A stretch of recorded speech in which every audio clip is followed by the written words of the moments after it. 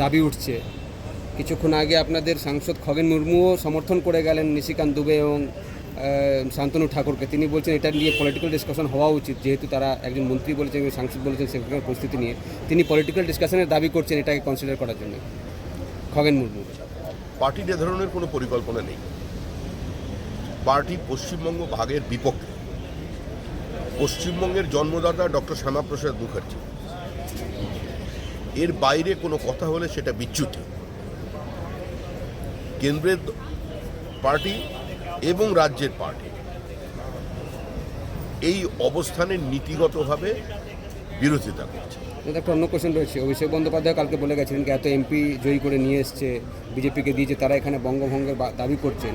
এবং এরকম একটা কোশ্চেন উঠছে যখন আপনি অপোজ করছেন কি পশ্চিমবঙ্গই দুভাগে বিভাজন হয়ে গেছে, কারা রাজ্য চাইছে বিভাজন করতে, কারা চাইছে। আপনি বলছেন হবে না, বাকিরা বলছে করা উচিত। আমি তো আপনাকে বলছি কে কি বলছে সেটা বড় কথা নয়। পশ্চিমবঙ্গ বিজেপি এবং কেন্দ্রীয় বিজেপি পশ্চিমবঙ্গের বর্তমান ভৌগোলিক সীমারেখাকে অটুট রেখেই সার্বিক উন্নয়নের পক্ষে। এর বাইরে কোনো কথা হলে সেটা বিচ্যুতি। আর অভিষেক বন্দ্যোপাধ্যায়ের দল তৃণমূল কংগ্রেস, যে রাজনৈতিক দলের গর্ভ থেকে জন্ম নিয়েছে, সেই কংগ্রেস ধর্মের ভিত্তিতে এই দেশটাকে ভাগ করেছিল। ওল্ড মেন ভেরি হ্যারি ধর্মকে সামনে রেখে তারা আত্মসমর্পণ করেছিল ব্রিটিশের কাছে।